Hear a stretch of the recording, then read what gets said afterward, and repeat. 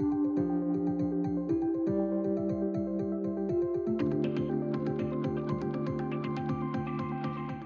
and welcome to Pathfinders, a podcast series from RBC Capital Markets, where we uncover the key trends and catalysts shaping the fast-moving world of biotech and pharma. I'm your host, Joe Coletti. We're here at RBC's Global Healthcare Conference in New York, and in this episode, we'll be focusing on the treatment of chronic and life-threatening mast and stem cell diseases, speaking with special guest Ronald Martell.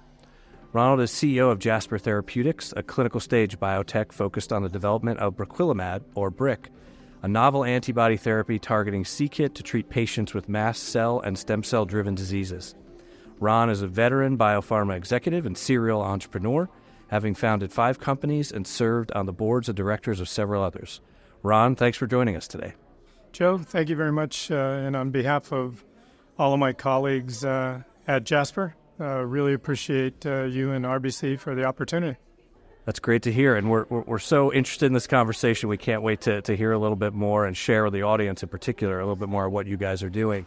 Maybe we could start by just talking a little bit more about Jasper's mission, and in particular your lead program, BRIC.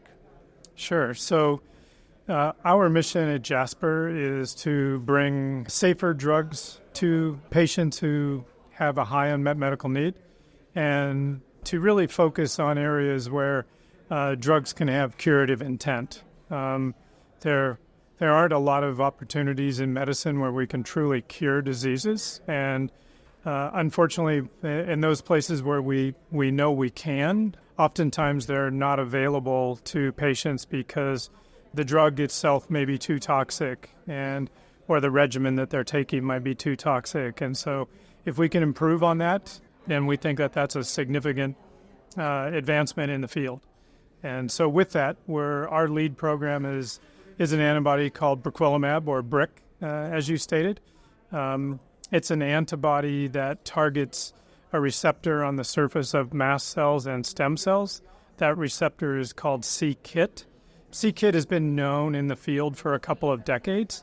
However, it's been a very difficult target to drug, especially with drugs that are small molecules.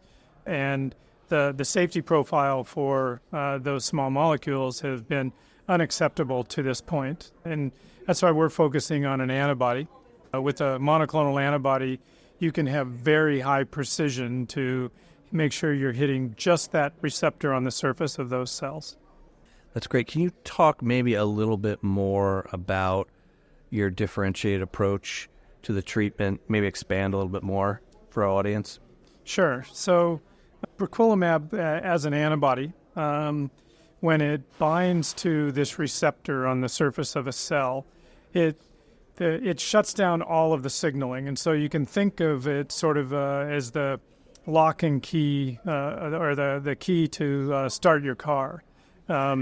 So the ignition on the surface of the cell is c-Kit, and there's a circulating ligand in the body called SCF, or stem cell factor, that naturally binds to this receptor, and that creates the energy to go into the cell, is to power the machinery inside of this cell. And with briquilimab, we bind in the same place that this normal ligand does. And so when we bind there, it's like turning the engine off. So it shuts down all of that signal, so that energy goes away. And when that energy goes away, then the cells undergo what's called apoptosis, or organized cell death. And so they don't break apart and cause unwanted effects, but they just organize, die, as sort of like involute, and then phagocytosis removes them from the body. And so it's a really clean and efficient way. And, you know in medicine, when you're starting to get into the deep end of the pool, when it takes you a long time to be able to explain how your drug works. And that's one of the beauties about antibodies and about this target is it's really simple to understand. It's an effector to target. It's an E to T of 1. There are a number of other approaches that are being pursued that are out there. Most of them are small molecules. And the problem with the small molecule is to get the specificity, because they have to get inside the cell.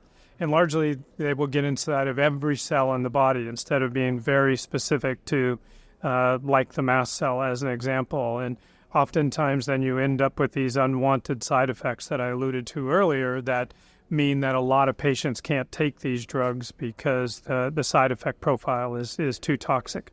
So Jasper maintains full worldwide rights to develop and commercialize BRIC in all indications. Can you give us a little bit of an overview of how your development pipeline meets the market opportunity for mast cell diseases and the franchise potential of these clinical programs? Sure. And yes, indeed. We are fortunate at this stage of our company to still retain full worldwide rights for all indications. We've explored the stem cell transplant conditioning space and have a number of ongoing clinical trials there as well, including some ultra-orphan diseases like severe combined immunodeficiency or SCID or the bubble boy disease or Fanconi anemia, where we think we can help those patients who so desperately need it. But I think the bigger picture is that briquilimab is really the definition of a portfolio within a product. So we have 7 clinical trials ongoing, including those in the mast cell side of the business, and we're currently conducting a study in chronic spontaneous urticaria and another one in chronic inducible urticarias. And we announced on Monday that we'll be starting yet another clinical trial in a mast cell-driven disease, specifically asthma. And so we're really excited about the potential here across mast cell diseases. So let's talk about a little bit how you see sort of the broader competitive landscape in this space right now and how you see it evolving, but also how Jasper, I think you've alluded to a little bit in what you've already said, but why you guys are so well positioned, do you think, to succeed in the future? Well, first, as a patient advocate and as a drug developer, I love seeing a lot of drugs in development. We're all better when there's competition, when patients have options. So I'm a big fan of a lot of the different drug development that's going on. I think, not to be too overly reductive, but our drug and our nearest competitor, Celldex, with their antibody, we are the only programs in development that are depleting the mast cells. All of the other drugs that are in development are designed to inhibit the mast cell. So all of these diseases have some trigger, maybe IgE, there are a number of different triggers. And so they're attempting to block that receptor with that trigger. But that would likely mean that maybe you only work in those patients, and then how do you identify the patients who only have IgE as a trigger? The other downside, in a lot of situations, oral therapies are really good and have an advantage. But in this case, what you need to do is have constant 24/7, 365 inhibition of the signal if you're taking an oral. And so if you're a patient and that oral is twice a day, it means you have to remember to take 700 pills a year. And we all know that patients aren't that compliant. And if you take away that inhibition, maybe even for a day or so, then the symptoms are going to come right back. So I hope somebody's able to unwind that Gordian knot. But at the moment, we certainly think we have a superior approach. So I want to zoom out just a little bit on the sector, maybe think a little bit more broadly about some of the key thematics or other trends. Obviously, there's a lot happening in the macro environment right now, which sometimes is more impactful, sometimes is not in this space, which we know is very unique in a lot of different ways. Can you talk about things that you're really thinking about and watching closely, particularly in the medium and long term as you sort of plan for the future?